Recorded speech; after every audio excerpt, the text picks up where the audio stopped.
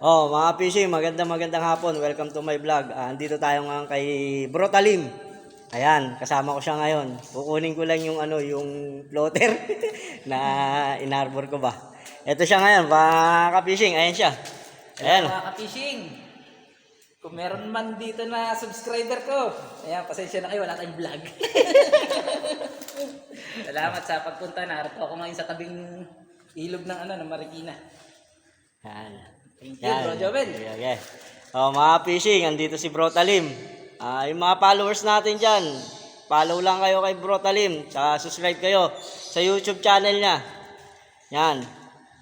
Huwag nyo kalimutan, follow and share and push button and subscribe kayo, ha? Mga fishing, kay Bro Talim. Ano ko na rin, shoutout ko na rin yung kapatid niya, si Kagawad. Ayan. Kasama ko yung kapatid mo rito. Ito natin yung sarili kong gawa na floater. Yan. Nasaan ba? May gawa siya rito, binigay sa akin. Para kumita-kita tayo. Oo. Baka may order. Oo.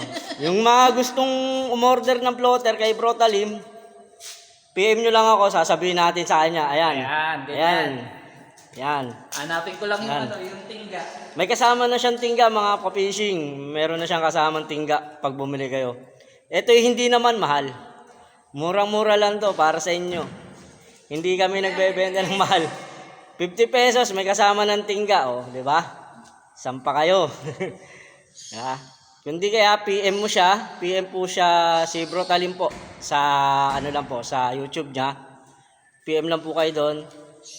Sasagutin niya po 'yon para po magawa po kayo ng floater niya. Ayan, mga fishing. Meron tayo dyan ng mga tingga. Kaso bawasan mo na lang, bro, pagka yung Oo. pag masyado mabigat. Kasi hindi yan nakabalance eh. Ipa-balance natin yan, bro. Tirang tsamba yung ating mga gawa eh. Tirang Ayan. tsamba eh. No? Saan ba? Ito. Ayan. Ayan o. Sakto lang yan, bro.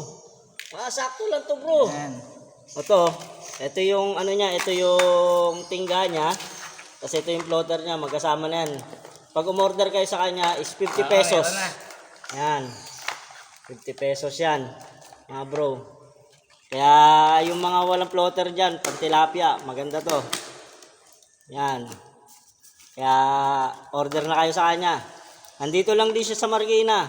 Taga Marikina na ako eh. Taga Marikina na siya ngayon, hindi na siya taga Binangonan, taga Talim. Nadadalaw na lang siya doon. Kaya minsan, siya naman ang dadalawin natin doon pag may time tayo. Bisita kayo. Bibisita tayo kay Bro Talim, ayan. Sige, mga fishing ko, sige, hanggang dito na lang at siya yung magpapahinga na, may lakad pa siya mamaya. Sige, mga fishing. Bye-bye!